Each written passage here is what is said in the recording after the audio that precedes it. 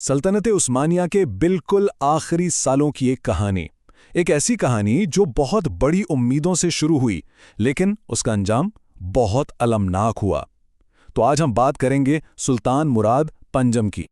صرف 93، جی ہاں 93، یہ ایک نمبر سلطان مراد پنجم کے پورے دور حکومت کی کہانی بتا دیتا ہے۔ اور یہی تو سوال ہے کہ آخر ایسا ہوا کیوں؟ اسی معمہ کے ارد گرد ہماری آج کی پوری بات چیت گھومے گی۔ تو آخر ایک مطلق العنان حکمران، ایک سلطان، تخت پر صرف 93 دن کیسے رہ سکتا ہے بھائی؟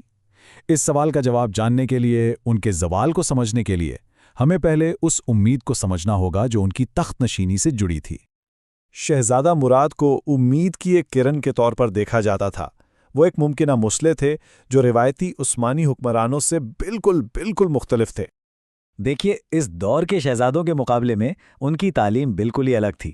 وہ نہ صرف فرانسیسی کتابیں اور رسالے روانی سے پڑھتے تھے، بلکہ مغربی میوزک میں بھی کمال کی مہارت رکھتے تھے، خاص طور پر پیانو بجانے میں۔ اور یہی وہ خصوصیات تھیں جنہوں نے انہیں نئے عثمانیوں جیسے اصلاح پسند گروہوں کے لیے امید کی کرن بنا دیا تھا۔ یہ وہ لوگ تھے جو سلطنت کو جدید بنانا چاہتے تھے، ایک آئین نافذ کرنا چاہتے تھے۔ اچھا، اب آتے ہیں اس سیاسی سازش کی طرف جو مراد کے ارد گرد بنی جا رہی تھی۔ اقتدار تک ان کا راستہ کوئی آسان راستہ نہیں تھا، بلکہ خطرات سے بھرا ہوا تھا۔ سارا بحران تب شروع ہوا جب مراد کے چچا یعنی اس وقت کے سلطان عبدالعزیز نے روایت کو توڑنے کی کوشش کی۔ وہ چاہتے تھے کہ ان کے بعد ان کا اپنا بیٹا ولی عہد بنے۔ بس اسی کوشش نے مراد کو ملت پاشا جیسے طاقتور وزیروں کے ساتھ ہاتھ ملانے پر مجبور کر دیا، جو خود عبدالعزیز کو تخت سے ہٹانے کے خواہشمند تھے۔ تو بس برسوں کی سیاسی کشیدگی بالآخر ایک ہی رات میں اپنے انجام کو پہنچی جب ایک بغاوت کے ذریعے عبدالعزیز کو ہٹایا گیا اور مراد کو تخت پر بٹھا دیا گیا۔ اور یہاں سے کہانی اپنے عروج پر پہنچتی ہے۔ اقتدار کی چوٹی پر پہنچنے کے باوجود مراد کی حکمرانی حیران کن حد تک مختصر ہونے والی تھی۔ سوچئے، مراد کو ایک شدید اندرونی کشمکش کا سامنا تھا۔ ان کے اعصاب کمزور تھے، شراب نوشی کی عادت بھی تھی، اور ان چیزوں نے انہیں اپنے نئے کردار کے زبردست دباؤ کے سامنے بالکل بے بس کر دیا۔ ابھی انہیں تخت پر بیٹھے کچھ ہی دن ہوئے تھے کہ ایک خبر آئی جس نے سب کچھ بدل دیا۔ ان کے چچا یعنی معزول سلطان عبدالعزیز کی لاش پراسرار حالات میں ملی۔ اس واقعے نے مراد کو ہلا کر رکھ دیا۔ وہ شدید بے چینی اور وہم میں مبتلا ہو گئے کہ کہیں اس موت کا الزام ان پر نہ لگا دیا جائے۔ بس پھر کیا تھا؟ مراد کا برتاؤ دن بدن عجیب ہوتا چلا گیا۔ وہ لوگوں سے ملنے سے کترانے لگے، اکثر بے تکی باتیں کرتے، اور جلد ہی یہ بات بالکل صاف ہو گئی کہ وہ ذہنی طور پر حکومت کرنے کے قابل نہیں رہے ہیں۔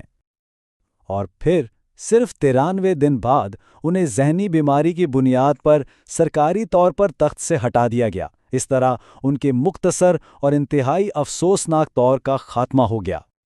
اب کہانی کا رخ مراد کی معزولی کے بعد کی زندگی کی طرف مڑتا ہے۔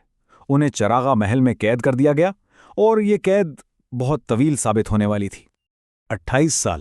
ذرا اس تضاد پر غور کریں، ایک طرف صرف 93 دن کی حکمرانی اور دوسری طرف تقریباً 3 دہائیوں کی لمبی قید۔ یہ کتنا بڑا فرق ہے؟ ان کی اتنی لمبی قید کے دوران بس ایک ہی ڈرامائی لمحہ آیا۔ وہ تھا 1878 میں، جب علی ساوی نامی ایک شخص نے انہیں آزاد کرانے کی ناکام کوشش کی۔ اس ایک واقعے کے علاوہ ان کی باقی زندگی ایک خاموش، تنہا قیدی کی طرح ہی گزری۔ تو آخر میں آئیے ذرا تاریخ میں مراد کے مقام اور ان کی اس ناکام حکمرانی کی میراث پر غور کرتے ہیں۔ ان کی زندگی کا اختتام بہت ہی خاموشی اور کہہ سکتے ہیں کہ بے قدری سے ہوا۔ انہیں موت کے بعد بھی عوامی نظروں سے مکمل طور پر اوجھل رکھا گیا، جیسے وہ کبھی تھے ہی نہیں۔ تاریخی ذرائع سے ملنے والی یہ سادہ سی تفصیل، وہ ایک آزاد خیال تھے، ان کے پورے وعدے کا خلاصہ بیان کرتی ہے۔ یہ آئینی اصلاحات کا ایک راستہ تھا، ایک ایسا راستہ جسے سلطنت عثمانیہ نے بالآخر اختیار نہیں کیا۔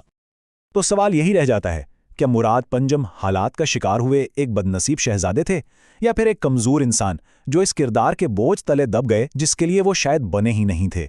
یہ سوال ہمیں شخصیت، دباؤ اور تاریخ کے بہاؤ کے پیچیدہ تعلق پر سوچنے پر مجبور کرتا ہے۔